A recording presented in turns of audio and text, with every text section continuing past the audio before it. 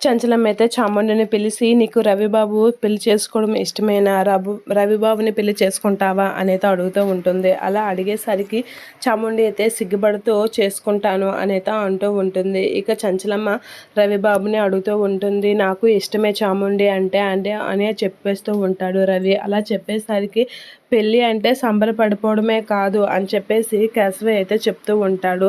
భార్యకి ఏ లోటు రాకుండా చూసుకోవాలి అని అంటూ ఉంటాడు. మీ ఇద్దరి పెళ్ళి నా చేతుల మీదుగా నేను చాలా ఘనంగా చేస్తాను అని చంచలమ్మ అందరిలో అంటూ ఉంటుంది. అలా అనేసరికి కేశవయ్య అయితే, ఏంటి చెప్పింది వినిపించిందా, పెళ్ళంటే చాలా దినిగా బాధ్యతగా ఉండాలి, సంబరపడిపోవడం కాదు. ఆ చంటి చూడు సింధూరకి ఏ లోటు లేకుండా చాలా బాగా కష్టపడి సంపాదించి మరి పెళ్ళాన్ని చూసుకుంటున్నాడు అనేది అంటూ ఉంటాడు కేశవ. అలా అనేసరికి చంచలమ్మ అయితే అలా కేశవ కసి చూస్తూ ఏమనలేక అలా చూస్తూ ఉండిపోతూ ఉంటుంది. ఆ మాట విన్న సింధూర్ అయితే చాలా హ్యాపీగా ఫీల్ అవుతూ, ఏవండి అని చెప్పేసి అయితే చంటి దగ్గరికి వెళ్ళి చాలా హ్యాపీగా ఫీల్ అవుతూ ఉంటుంది. కేశవ అన్న మాటలు గుర్తు తెచ్చుకుంటూ ఇక చంటినైతే అలా చాలా అల్లాకొలం చేస్తూ హ్యాపీగా ఫీల్ అవుతూ ఉంటుంది. ఇక ఆ విషయం తెలిసి విజయం అయితే, ఏంటి నన్ను జైల్లో కూర్చోబెట్టి చంచలమ్మ పెళ్లి చేస్తుందా, ఆ పెళ్ళి ఎలా చేస్తుందో నేను చూస్తాను అని అనేసరికి అక్కడే ఉన్న వాళ్ళ ఆయన అయితే ఇలా అంటూ ఉంటాడు,